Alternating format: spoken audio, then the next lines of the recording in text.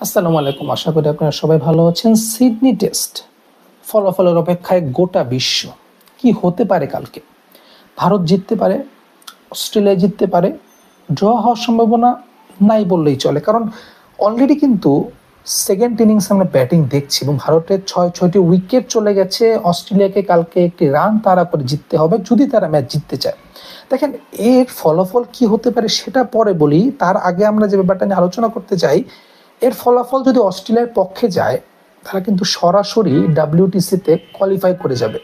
World test চ্যাম্পিয়নশিপের ফাইনালে 2025 সালের জুন মাসে লর্ডসে যে খেলাটা হবে, তারা কিন্তু সাউথ আফ্রিকার প্রতিপক্ষ হয়ে যাবে। কিন্তু ভারত যদি এই ম্যাচটা জিতে যায়, যদিও ভারতের জন্য কিন্তু এটা ডু আর ডাই ম্যাচ, কারণ ভারতকে শুধু এই ম্যাচটা জিতলেই হবে না, তাদেরকে কিন্তু অস্ট্রেলিয়ার দিকে তাকিয়ে থাকতে হবে। কারণ অস্ট্রেলিয়া পরবর্তী সিরিজ হলো শ্রীলঙ্কার সাথে তাদের মাটিতে। সেখানে যদি অস্ট্রেলিয়া একটি ম্যাচ জিতে যায়, আমি ধরে নিলাম কালকে ভারত ম্যাচটা জিতে গেছে এবং অস্ট্রেলিয়া শ্রীলঙ্কার সাথে দুটি ম্যাচ হেরে গেছে, সেক্ষেত্রে কিন্তু ভারত সরাসরি কোয়ালিফাই করবে। কিন্তু কালকে যদি অস্ট্রেলিয়া ম্যাচটি জিতে যায়, তাহলে কিন্তু অস্ট্রেলিয়া সরাসরি কোনো ইকুয়েশন ছাড়াই তারা কিন্তু কোয়ালিফাই করে চলে যাবে WTCর ফাইনালে। এখন এখানে অনেক সমীকরণ আসতে পারে, অনেক কিছু হলেও হতে পারে, কিন্তু অস্ট্রেলিয়ার চেয়ে ভারতের জন্য ম্যাচটি জেতা আসলে গুরুত্বপূর্ণ। এবং এখানে কিছু বিষয় আপনাকে বুঝতে হবে, কারণ ভারতের বর্তমান যে টিম কম্বিনেশন, সেখান থেকে এখন বর্তমানে যে লিড তাদের আছে, সেই লিডটাকে আরও বড় করে ম্যাচ জেতাটা অতটা সহজ কিন্তু হবে না। অন্যদিকে যদি অস্ট্রেলিয়ার কথা বলি, অস্ট্রেলিয়া কিন্তু অলরেডি একটা বড় লিড তারা কনসিড করে ফেলেছে। এখন কত রানে তারা ভারতকে আটকাতে পারবে, তারপরে তারা চেস করতে পারবে কিনা, এটাও কিন্তু একটি বড় প্রশ্ন। সামনে অস্ট্রেলিয়ার একটা সিরিজ আছে, যদি কালকে তারা ম্যাচটা হেরে যায় শ্রীলঙ্কার সাথে, তাদেরকে অবশ্যই জিততে হবে। কিন্তু আপনি ঘরের মাঠে ম্যাচ হেরে আপনি বাইরে যে ম্যাচ জিতবেন, এটা কিন্তু আশা করাটা বোকামি। আর ভারতের ব্যাপারে যদি বলি, ভারতকে কিন্তু কালকে অবশ্যই জিততে হবে, এবং শুধু জেতা না, তাদেরকে কিন্তু জেতার পরে তাদেরকে তাকিয়ে থাকতে হবে অস্ট্রেলিয়া এবং শ্রীলঙ্কার সিরিজের উপরে। গত দুইবার কিন্তু ভারত ফাইনাল খেলেছিল, একবার তারা নিউজিল্যান্ডের কাছে হেরেছে এবং পরে তারা কিন্তু অস্ট্রেলিয়ার কাছেও হেরেছে। বাট এবার তাদের জন্য ফাইনাল খেলাটা একটু কঠিন হয়ে গেছে, কারণ তারা কিন্তু নিউজিল্যান্ডের সাথে ঘরের মাটিতে তারা 3-0 ব্যবধানে টেস্ট ম্যাচ হেরেছে। তো কালকে কি হতে পারে এবং কাদের উপরে আপনি বাজির ঘোড়াটা ধরবেন, তা নিয়েই বিস্তারিত বলবো এই ভিডিওতে অবশ্যই শেষ পর্যন্ত দেখবেন। অস্ট্রেলিয়ার ব্যাপারে আগে শুরুতে বলি, অস্ট্রেলিয়া কিন্তু সিডনি টেস্টে এখন পর্যন্ত ড্রাইভিং সিটে। কি কারণে আমি এই কথাটা বলছি, আপনি যদি সিডনি টেস্টের 4th ইনিংসের সাকসেসফুল রান চেজগুলো দেখেন, 287, 275, 274 এবং 260, তার মানে সিডনি টেস্টে কিন্তু 4th ইনিংসে রান চেজ হয়। এখানে কিন্তু রান হয় 300-র আশেপাশে। আমি যদি 250 থেকে 300-র ভিতরে এই রেঞ্জে ধরি, এখানে কিন্তু রান চেজ করাটা অতটাও ডিফিকাল্ট না।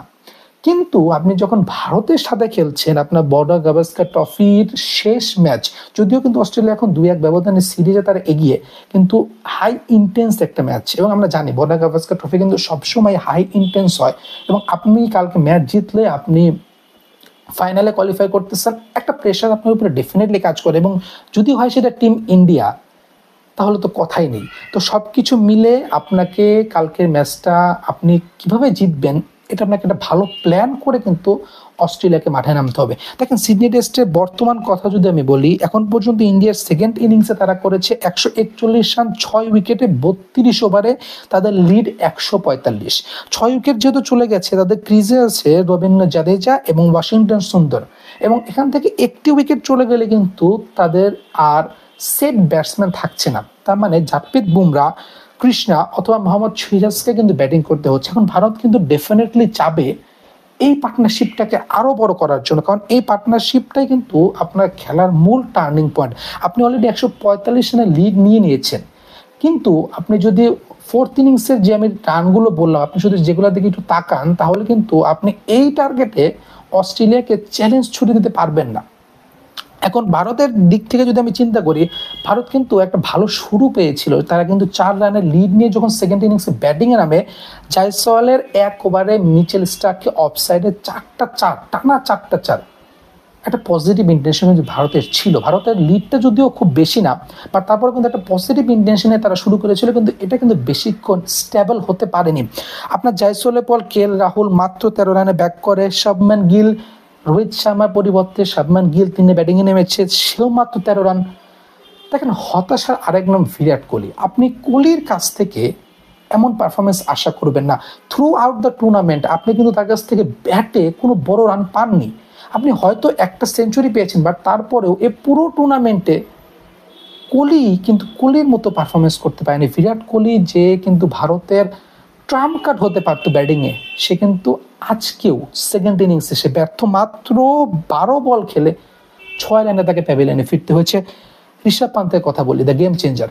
ঋষভ পান্তের উপর আপনি বাজির ঘোড়া ধরতেই পারেন, কারণ শুধু এই সিরিজে না, অস্ট্রেলিয়া সিরিজে অ্যাওয়ে কন্ডিশনে সে কিন্তু যে কোনো মোমেন্টে তার গেমটাকে কিন্তু সুইং করে দিচ্ছে। দেখেন আপনি টেস্ট ম্যাচে সে 33 বলে 61 রান, 4-6টা 6-4টা, স্ট্রাইক রেট 184।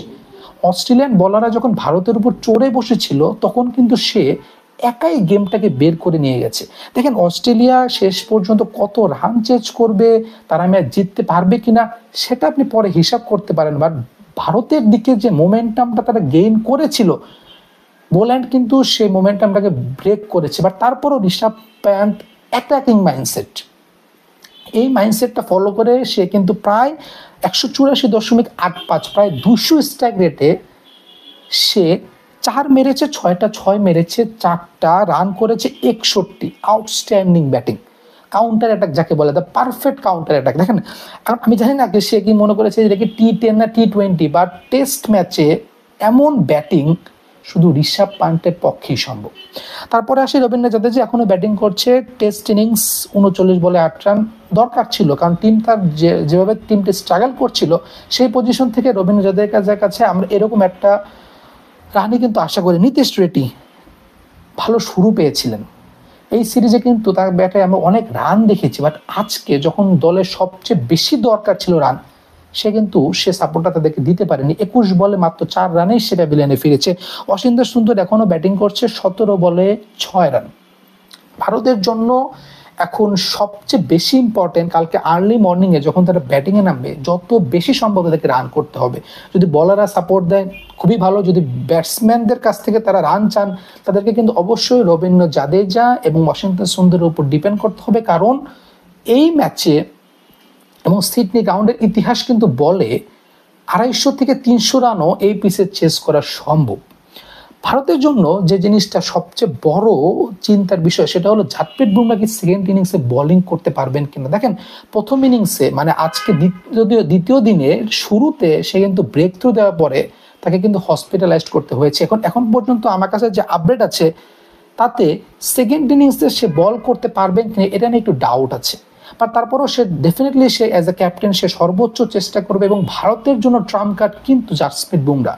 আপনি আপনার বাজির ঘোড়া জাসপ্রীত বুমরাহর উপরে ধরতে হবে, কারণ অস্ট্রেলিয়ার টপ অর্ডার বা নতুন বলে যে সিপ মুভমেন্ট, যে সুইং, ইন সুইং বলেন আউট সুইং বলেন, অস্ট্রেলিয়ার যদি মেরুদণ্ড আপনাকে ভেঙে দিতে হয়, যে বলার এই কাজটা করতে পারবে সেটা হলো জাসপ্রীত বুমরাহ।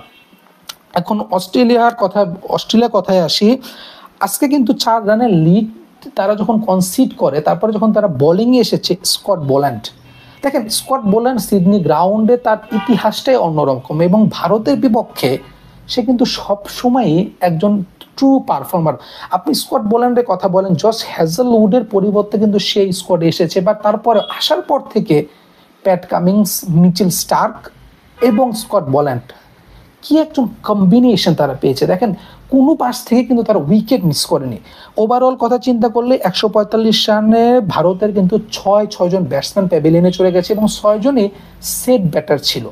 সো এখন পর্যন্ত অস্ট্রেলিয়ার যে আপডেট, আপনি যদি অস্ট্রেলিয়া ফার্স্ট ইনিংসের কথা চিন্তা করেন, তারা কিন্তু ভালো শুরু পেয়েছিল কোন্টাসের কাছ থেকে, বা তারপরেও আপনি হেড, স্মিথ বা লাবুশনের কাছ থেকে যে পারফরমেন্স আশা করেন তারা কিন্তু সে আপ টু দ্য মার্ক তারা করতে পারেনি।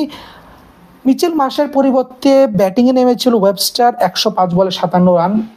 আরও ভালো কিছু আশা করেছিলাম আমরা, আরও ভালো কিছু তারা করতে পারতো। এখন বর্তমানে যে পরিস্থিতিতে দাঁড়িয়ে আমি ধরে নিলাম ভারত যদি কালকে 200 বা 200 আশেপাশে কোনো একটা টার্গেট অস্ট্রেলিয়াকে সেট করে, অস্ট্রেলিয়া যদি এই ম্যাচ জিততে চায় তাদেরকে ডেফিনেটলি অ্যাটাকিং মাইন্ডসেট নিয়ে খেলতে হবে। দেখেন আপনি ডিফেন্ড করে এই ম্যাচ জিততে পারবেন না, এবং এই ম্যাচে কিন্তু রেজাল্ট আসবে। আমরা সবাই জানি ম্যাচের রেজাল্ট আসবে, কারণ আপনার হাতে এখনো কালকে যদি তৃতীয় দিন হয়, আরো পুরো 3টা দিন, তৃতীয় দিন, চতুর্থ দিন, পঞ্চম দিন আপনি ডেফিনেটলি ডিফেন্ড করবেন না, আপনাকে অ্যাটাক করে কিন্তু খেলতে হবে। এবং ভারতের যে বোলিং লাইন আপ, আপনি জাতীয় বুমরার কথা বলেন, আপনি কৃষ্ণার কথা বলেন, আপনি সিরাজের কথা বলেন, এবং নীতিশ রেড্ডিও কিন্তু মিডিয়াম পেস বোলিং করতে পারে, এবং সে কিন্তু ফার্স্ট ইনিংস অলরেডি 2টা উইকেট নিয়েছে। তার মানে আমরা জানি তাদের ক্যাপাবিলিটি কিরকম। ভারতের বোলিং লাইনের এগেনস্টে আপনি ডিফেন্ড করে ম্যাচ তো ডেফিনেটলি ড্র করার কোনো সম্ভাবনা নেই।